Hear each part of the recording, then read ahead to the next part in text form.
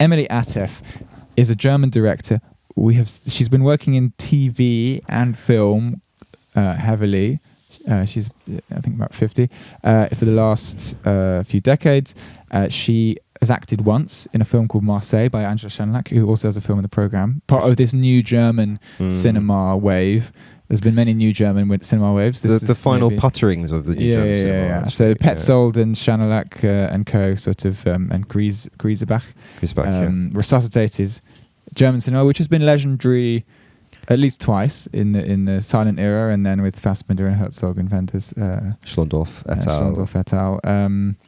And then became legendary again, debatably in the 90s and it became postmodern with like in this kind of I was going to say the kind of neoliberal turn in and the Farockian turn in New German cinema. We can get to that. And when we review Petzold's new film A Fire, we will talk about this.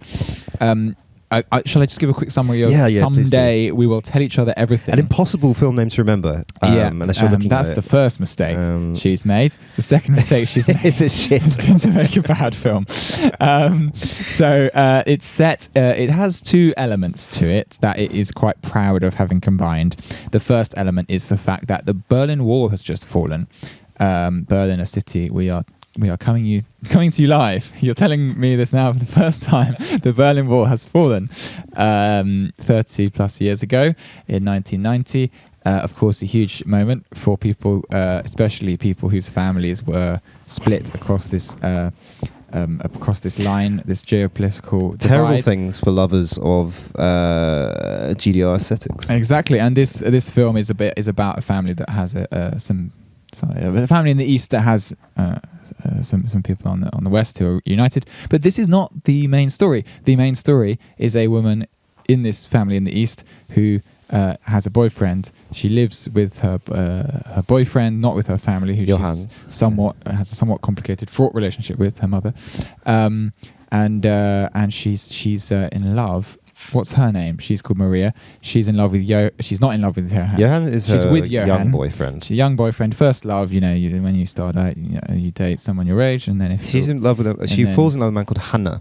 And you find a farmer. You find a gruff farmer twice your age, who will violently rail you. At the first opportunity, which is what happens in this film. It is meant to be. Shall I just talk about what I think this film is hoping it will be?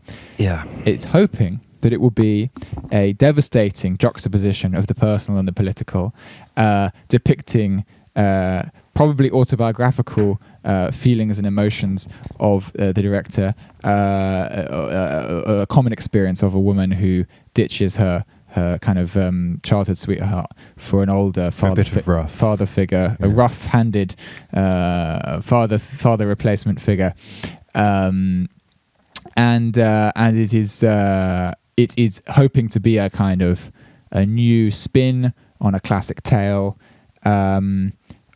What it ends up as is a very humorless. It's also hoping to be like a pastoral romance, perhaps even harking back to the kind of German Romanticism era. To be an erotic film, there are lots of sex scenes. It depends heavily on its cat-candid eroticism, I think. However, the one thing that I would hazard a guess, the one thing that holds it back from being genuinely erotic, in the way that good pornography is, because at times it reminds me of like films that are pornographic, and then it lacks the humor or indeed the real like follow through of a pornographic film. It always sort of cuts to something else. The money shot. Yeah. Well, yeah, but there isn't actually any cum. There's just he does these weird thing where they're sort of like slightly kissing for a bit, and then he just like turns her over violently, spits somewhere, and then like just does three pumps. And then kind of like sighs and grunts, and then she sort of falls in love with him. That's how it works. That's love. Yeah, it's good to show young men. This is what we should work towards. Look, three pumps is fine. Any more than three pumps is excessive and embarrassing. No, I think what was annoying about this film was like how laughable it was. I booed it. No one else booed it. What's booing it? But I did boo it because I thought it took up a lot of my time. It was 2 and a bit hours. It thought very highly of itself. It had no kind of breaks. It didn't, even though it thought it was juxtaposing two things, it actually didn't.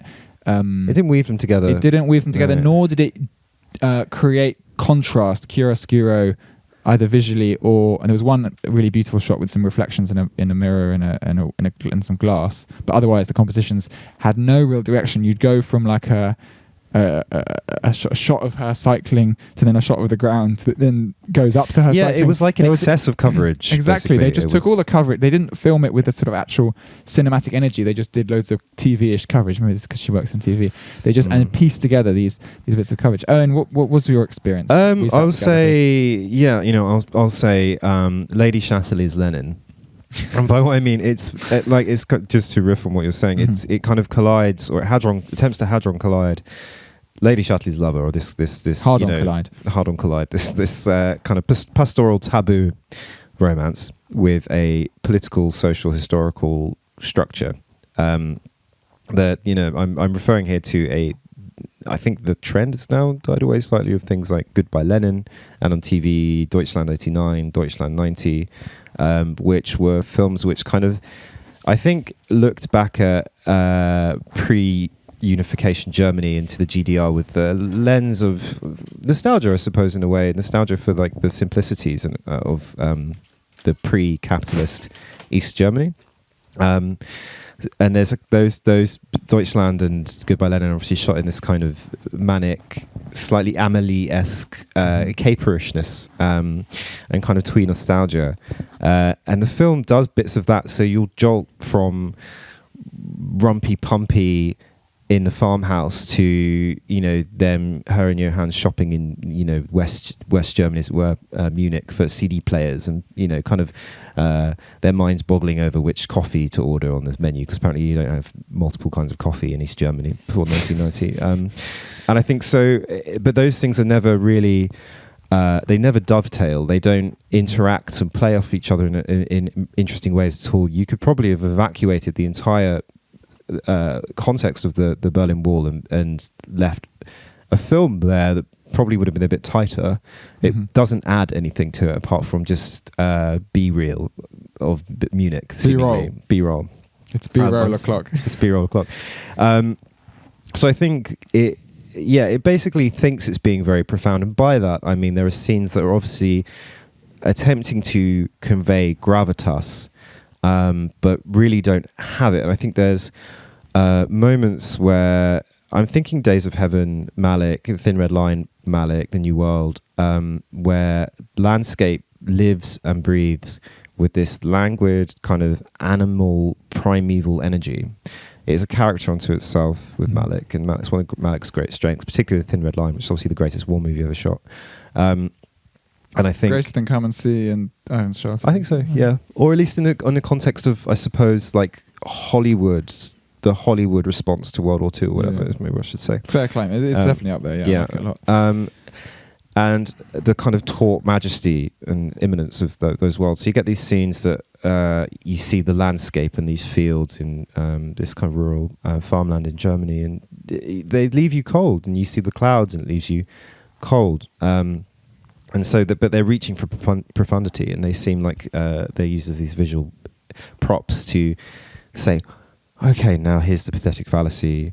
Like the snow with Shadowless Tower, it just seems irrelevant to the film. It's the weather doesn't seem to really impact. So it's a lot of it's shot, and it's supposed to be in this long, hot summer, but it's the least summery summer film. Yeah, when you compare it to Stray Dog by Kurosawa, which is a film set very swelteringly in the heat. Uncomfortable. Everyone seems at perfect temperature. You never see people. It's just like... But is this to do with the way it was shot, or is this to do with some kind of like... Because, a pathetic fallacy can... Like sometimes obvious is good. The Tempest. I mean, like sometimes the pathetic fallacy is blows you away. And this is how I felt generally about the whole film. I felt two sort of general observations. I thought one of them was that like it makes me think that a love triangle coming of age story is not worth doing because it's been done so many times before. I don't actually think that, No. because when I see Roma or when I see Mia Hansen-Love, when I see good directors handle this material, I think, wow, what a timeless thing that's been, or a timeless form that has been given new detail and context, and will always be compelling because it, speaks to human. And actually, we really only have like a small handful of stories that we keep telling, and blah blah blah. But in the hands of Atef, it feels totally banal. It feels totally limited. And the other thing I would say is, with regards to pacing and shots, I did walk out of the cinema. There's something maybe particularly about seeing this at a festival, knowing that a lot of these films people won't even get distribution. They're sort of playing the market right now. People are seeing them for the first time. This is the Trump thing. You're telling me now. You're showing me. Wow, you're showing me a terrible director. You're showing me Emily Atef for the first time. This great quote when Ruth Bader Ginsburg died. So Atef, it makes me think, because obviously most people don't watch art house films. Most people, if you talk to like a normie, about the latest Mia Hansen-Love and film. You're not a normie, are you, listener? No, people who listen to MoveTube generally are... except you. I'm talking kind to. Listeners to MoveTube are generally art house film connoisseurs and admirers. They have great taste. And they're all extremely hot. Yeah, no, of course. At least a 7. Of course. I haven't met any of them, but no doubt. But yes, the... So the art house film is not the most popular form of film, and that is a shame, because most of my favorite film, partly it's because people won't read subtitles, that's annoying, but partly it's because they're maybe slower.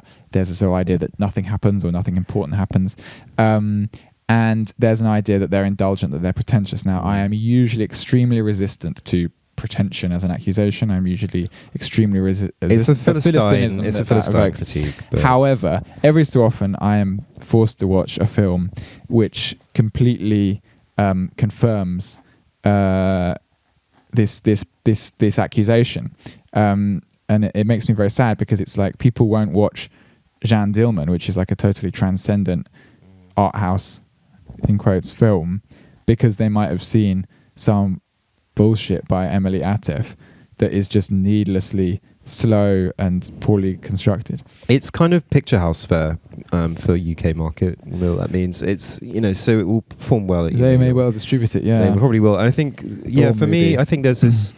Actually, a Match Factory commissioned it. So it'll be movie. So it will be movie. It'll land in the living rooms of the United Kingdom and elsewhere. But I think there's this. So no one will watch. Belief.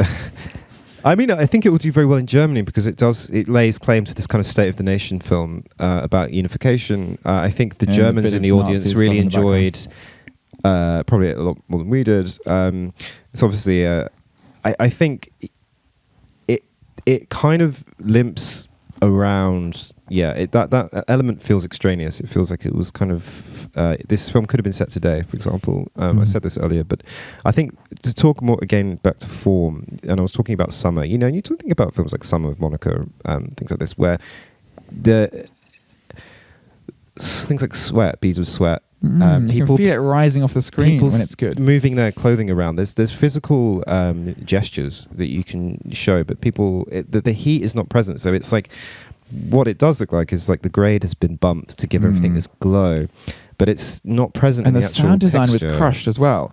So you get these super close mics. So when they're having sex, particularly, you're hearing every fingertip running across the skin, which, done punctuated in the right way, can work really well. But when it's consistent in these scenes, it's suddenly like, okay, let's boost the mics. It's just deafening. It's a gross misunderstanding of what the power is. And you get it a lot in short films. If you ever go to a short film screening, there will always be a film where someone eats food loudly.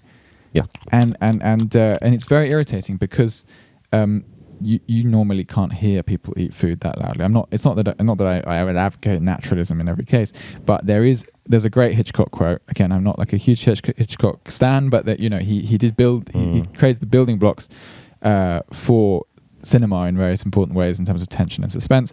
And he said, the size of a object on screen should correspond to its importance in the plot. Yeah. Now there are obviously like transcendent filmmakers like Tarkovsky who go for a more poetic approach to this dictum. I think the dictum still stands, but it's it's not in terms of, it's not using that in terms of, it's a rubric. But in the case of Emily Atef, there is neither the poetry of, like, say, Mirror, where the sound of glass breaking becomes kind of it shatters through the film, while other things are pulled back. The kind of Bressonian idea that sound and visual, the sound and the visual elements should be telling completely different stories. They should be informing each other kind of from without.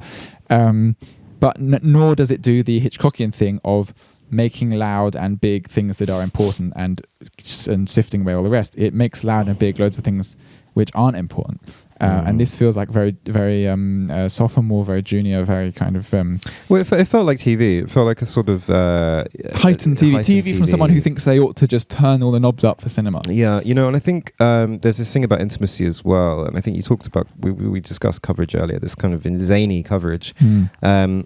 This almost... No shot lasts long enough. No shot lasts long enough, really. But there's also this sense of...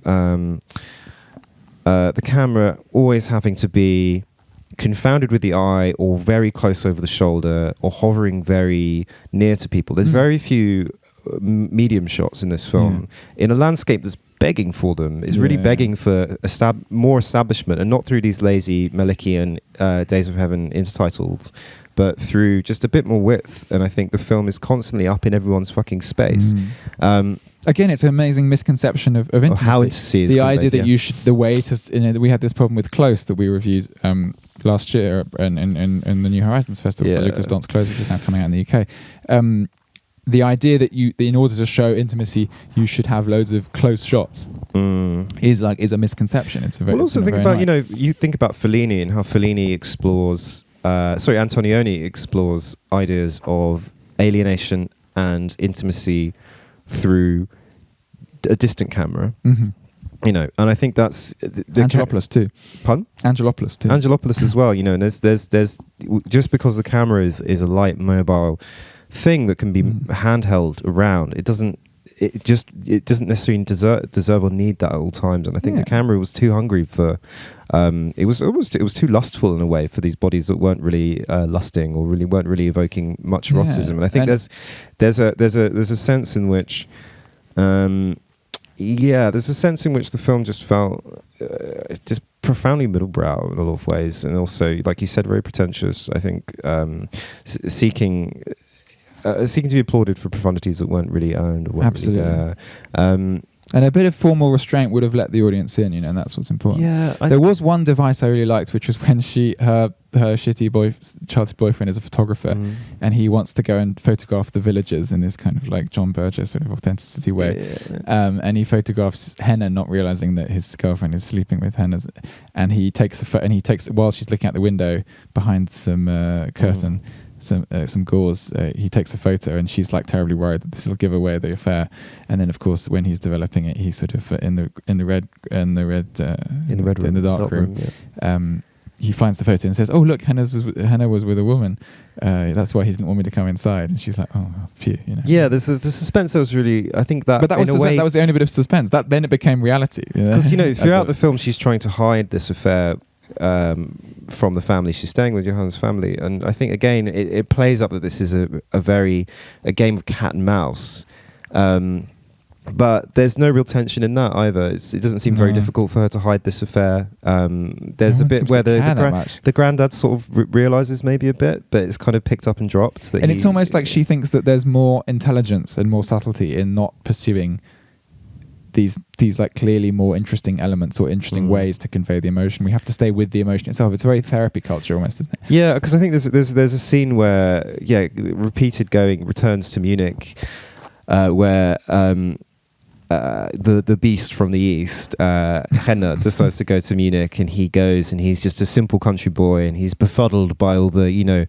all the capitalist splendor of fucking Munich. Yeah, he's He not goes a to a nuanced cafe and they character. say, "Would you like a big beer or a small beer?" He's like, "I don't know, a beer," and then offers him like lager and another beer, and he's like, "Oh, this is too much. This is too much." And Yeah, kind like of he's like, freaks how out. stupid is this guy? And I think it's Fucking hell. again. I think there she's trying to play for this empathetic kind of. This is why people voted for Brexit. Yeah, I think she's trying to This play for condescending this attitude towards the rural people. to the rural working classes, and she's trying to play towards this idea that Henna is of the East and is confounded by the machineries of capitalism, but it's not that. It's a very simple order in a pub. So you just come away thinking this guy's a retard, simpleton. I think there's also so my final point with this film, and I think we talked about Liu Shang earlier, and one of the things I love about Liu Shang is his intertextuality and his interjection with texts, extraneous and often jarring texts into his films, particularly his early films. And here we have the actual title of the film is from Brothers Karamazov. And throughout the novel, at various points, we see Marianne, whatever her name is, reading Brothers Karamazov, really for any reason. It's introduced as this kind of Chekhov's gun. It's a Chekhov's gun almost for the title of the film. She's reading Brothers Karamazov, a book which bears literally no relation to. It's a theological and existential text about. Except for it's like vaguely about love, maybe, or something. But fatherly love for the father. It's and brotherly fraternity. But there's a It's not bit where about the boyfriend says, "Oh, it's about love, is it?" Yeah. And I think there's. So But then lazy. at the end, at the very end of the film, we get Marianne's voiceover, and there's been no voiceover until this point where she reminds us that she's looking back on this, and then she says, as Dostoevsky writes in Karamazov, blah blah blah blah blah, and it's like that felt entirely unnecessary. Mm-hmm. This piece of intertextuality introduced out of the blue, and I didn't understand that. I didn't understand why this Karamazov reference was there for no other reason again than to congratulate itself for saying, actually, this is a clever film. This is a literary film. Yeah. This is bell letters,